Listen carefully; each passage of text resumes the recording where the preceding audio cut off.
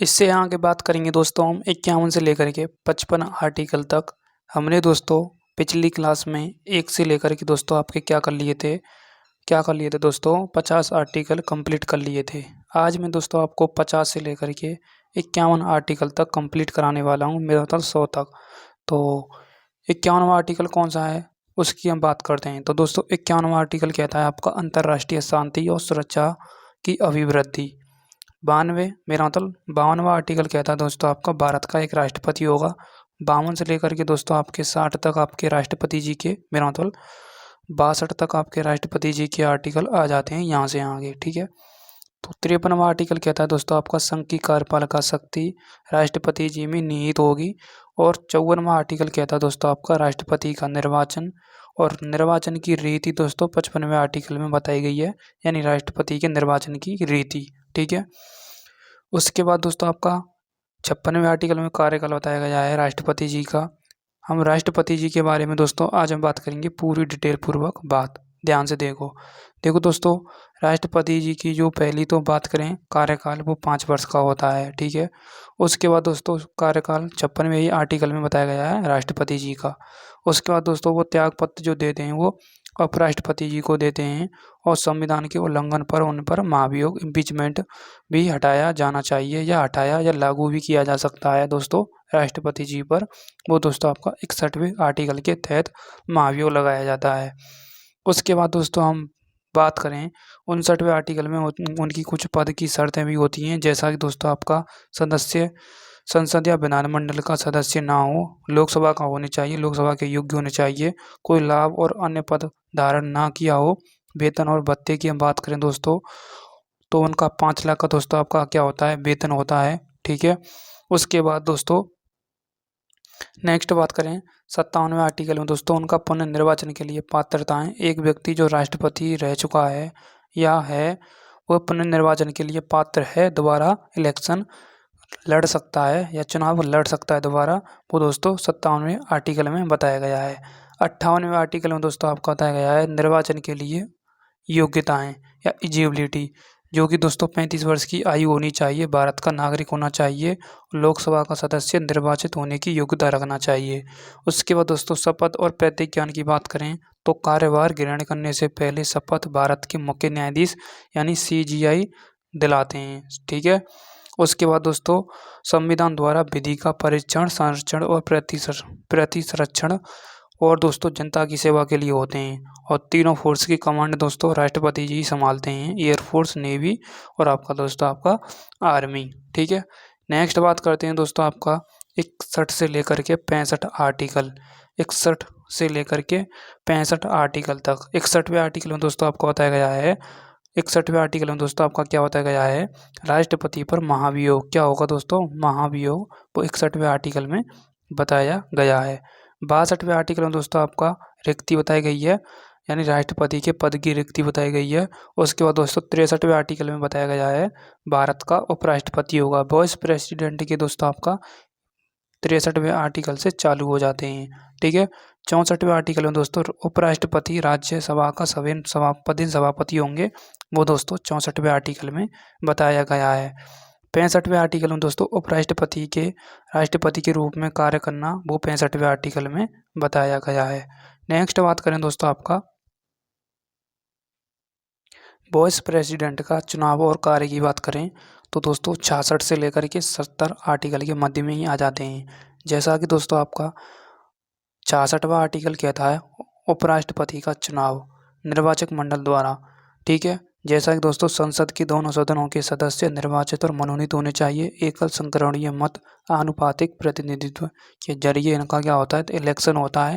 Eligibility दोस्तों 35 वर्ष से अधिक उम्र के होने चाहिए, भारत के नागरिक होने चाहिए और राज्यसभा के रूप में या राज्यसभा के सदस्य बनने के योग्य होने चाहिए।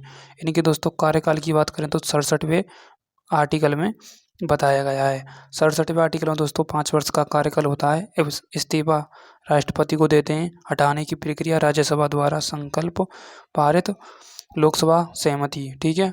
उसके बाद दोस्तों आपका 68वें आर्टिकल में दोस्तों इनकी रिक्ति बताई गई है, कार्यकाल समाप्ति के बाद या समय से पहले चुनाव और आकस्मिक रिक्ति, ठीक है, जैसे कि मृत्यु हो जाए, त्यागपत्र देवें तो हटाए भी जा सकते हैं, ठीक है।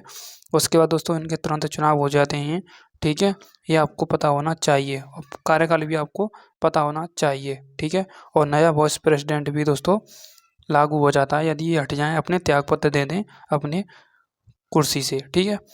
तो 69वां आर्टिकल दोस्तों शपथ और प्रतिज्ञा बताया गया है 69वें आर्टिकल में, ठीक है। 70वें आर्टिकल में दोस्तों राष्ट्रपति के कार्यों का निर्वहन आकस्मिक, ठीक है, बताया गया 70वें आर्टिकल में, ठीक है। जैसा कि दोस्तों जब राष्ट्रपति अनुपस्थिति या बीमार या असमर्थ हों तब उपराष्ट्रपति राष्ट्रपति के कार्यों का निर्वहन कर सकते हैं। ये दोस्तों आपका 70वें आर्टिकल में बताया गया है, ठीक है। 76 से लेकर के 80 आर्टिकल तक। 76वें आर्टिकल में दोस्तों आपका महान्यायवादी बताया गया है आपका, ठीक है। अटॉर्नी जनरल बताया गया भारत का महान्यायवादी, ठीक है। भारत का महान्यायवादी दोस्तों राष्ट्रपति के द्वारा नियुक्त होता है, ठीक है, ये आपको पता होना चाहिए। 77वां आर्टिकल कहता है दोस्तों भारत सरकार के कार्यों का संचालन, ठीक है।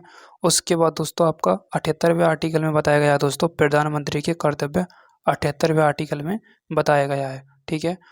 80वें आर्टिकल में दोस्तों राज्यसभा राज्य परिषद की संरचना बताई गई है। और दोस्तों ये जो फैक्ट पॉइंट है ना, अधिकतम संख्या 250 होती है, बहुमत विरंबिना राष्ट्रपति द्वारा मनोनीत 12 होते हैं, ठीक है। और अब दोस्तों अधिकतम राज्यसभा के सदस्यों की संख्या 238 है, क्योंकि दोस्तों ये दोस्तों आपका विशेष क्या है दोस्तों, विशेष व्यक्ति होते हैं दोस्तों आपके राष्ट्रपति द्वारा मनोनीत 12 सदस्य। यदि हम 250 से 12 घटा देंगे तो आपके दोस्तों 238 बचेंगे, ठीक है, ये आपको पता होना चाहिए, ठीक है। उसके बाद लोकसभा में कितने सदस्य हैं आप मुझे कमेंट में जरूर बताएंगे, ठीक है।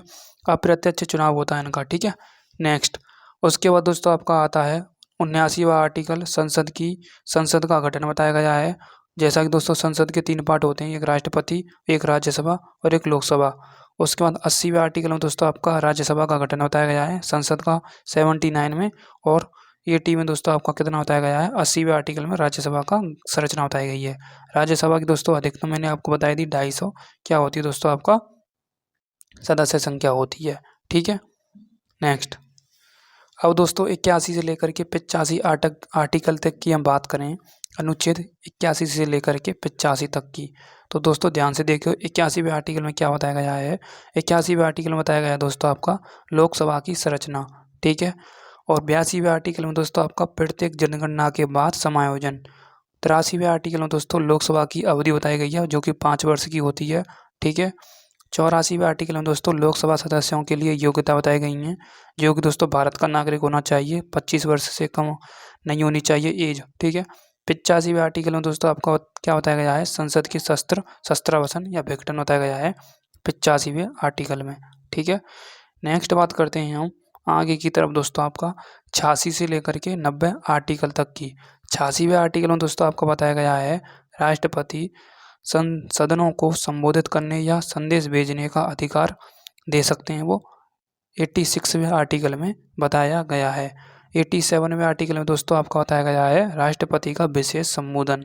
जैसा कि दोस्तों प्रत्येक आम चुनाव के बाद लोकसभा के पहले सत्र हर वर्ष से पहले सत्र में राष्ट्रपति दोनों सदनों के संयुक्त अधिवेशन को संबोधित कर सकते हैं।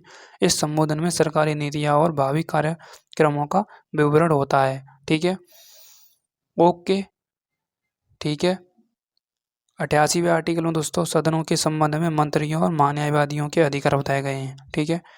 89वें यानी 89वें आर्टिकल में दोस्तों राज्यसभा का सभापति और उपसभापति बताया गया है, ठीक है, एक्स ऑफिसियो, ठीक है। और दोस्तों आपको बताया गया है आपका 90वें आर्टिकल में दोस्तों उपसभापति का पद रिक्त होना, त्यागपत्र और हटाया जाना, वो दोस्तों 90वें आर्टिकल में बताया गया है, ठीक है। सेकंड लास्ट दोस्तों आपका ये क्या स्लाइड है, एक और आपकी स्लाइड बची है, ठीक है, जो कि 95 से लेकर के 100 तक है। हम बात करेंगे दोस्तों इसमें 91 से लेकर के 95 तक। जैसा कि दोस्तों आपका 51वें आर्टिकल में क्या बताया गया है, ये आपको पता होना चाहिए, ठीक है। सबसे पहले हम दोस्तों इनमें यहाँ से अध्यक्ष चालू हो जाते हैं, लोकसभा के अध्यक्ष चालू हो जाते हैं, ये आपको पता होना चाहिए, ठीक है। 91वें आर्टिकल से सदस्यों की योग्यता है, जैसा कि दोस्तों दल बदल 10वीं अनुसूची में बताया गया है, ये आपको पता होना चाहिए, दल बदल एंटी डिफेक्शन कानून, ठीक है। उसके बाद दोस्तों अयोग्यता के आधार पर हम बात करें पद की रिक्ति के आधार पर बात करें तो उनकी हम बात करेंगे यहीं इसी स्लाइड में। ठीक है, जैसा कि दोस्तों पहले में संसद की समितियों का गठन बताया गया है। ठीक है, दूसरे में दोस्तों इसमें सदनों के विशेष अधिकार का संरक्षण बताया गया है। ठीक है, इसी में। ठीक है, दूसरा आर्टिकल में, एक मिनट, पहला, दूसरा कहाँ गया, दूसरा ये रहा। ठीक है, अध्यक्ष के प्रमुख कर्तव्य बताए गए हैं। ठीक है, मेरा मतलब 92, 93, 94 ये ऐसे बताए गए हैं। ठीक है, और 93 में बात करें दोस्तों संसदीय विशेष अधिकारों का संरक्षण बताया गया है। उसके बाद 94 में यानी 4/94 विधेयकों का प्रमाणित करना, और 95 यानी मतदान और परिमाण घोषणा। ठीक है, और 96 निर्णायक मत देना।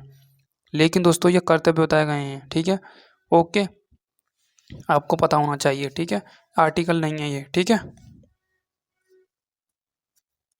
एक स्लाइड में एक्स्ट्रा लगा दूंगा अगली क्लास में। Next, okay. अब दोस्तों 96 से लेकर के 100 आर्टिकल तक यहाँ पर बताया गया है। 96वें आर्टिकल में दोस्तों अध्यक्ष उपाध्यक्ष को हटाने के प्रस्ताव पर विचार के दौरान पीठासन ना हो। ठीक है, जब हटाने का प्रस्ताव विचारहीन हो तो वे सदन की अध्यक्षता नहीं करेंगे। इस भी एक पॉइंट में लिखा हुआ है, तो पहले पॉइंट में। और 98वें आर्टिकल में दोस्तों संसद का सचिवालय बताया गया है। ठीक है, और 97वें आर्टिकल में दोस्तों उपसभापति, सभापति और अध्यक्ष उपाध्यक्ष के वेतन भत्ते बताए गए हैं। ठीक है, 99 में दोस्तों आपका क्या बताया गया है, आपका ये बताया गया है दोस्तों आपका, एक मिनट,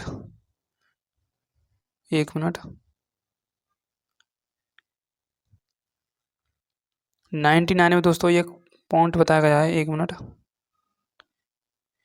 पहले 100वें आर्टिकल को देखो। सदनों में मतदान और रिक्तियों और गढ़पूर्ति के बावजूद कार्य करने की शक्ति दोस्तों 100वें आर्टिकल में बताया गया है। या आप लास्ट रिक्ति पद याद रख सकते हैं, रिक्ति शब्द याद रख सकते हैं। ठीक है, 100वें आर्टिकल में। उसके बाद दोस्तों 99वें आर्टिकल में दोस्तों राष्ट्रपति के समक्ष अध्यक्ष उपाध्यक्ष की शपथ और प्रतिज्ञान करना, ये दोस्तों 99वें आर्टिकल में बताया गया है। ठीक है, तो यहाँ तक 100 आर्टिकल आपके कंप्लीट हो चुके हैं। ठीक है, कितने हो चुके हैं, 100 आर्टिकल। एक स्लाइड में दोस्तों आपके लिए 91 से लेकर के 95 की लगा दूंगा। ठीक है, जो मैं दोस्तों 100 से आगे करवाऊंगा आपको आर्टिकल। ठीक है, तो क्लास कैसी लगी वो जो कमेंट में आप अपना रेस्पॉन्स जरूर दे करके जाइए। आपकी कमेंट से ही हमें एनर्जी मिलती है। ठीक है, तो मिलते हैं नेक्स्ट क्लास में। ठीक है, नेक्स्ट क्लास रहेगी आपकी दोस्तों 105 से लेकर के, मेरा मतलब 100 से लेकर के 150 आर्टिकल तक, या 200 आर्टिकल तक की। ठीक है, तो थैंक यू, जय हिंद। चैनल को सब्सक्राइब करना ना भूलें।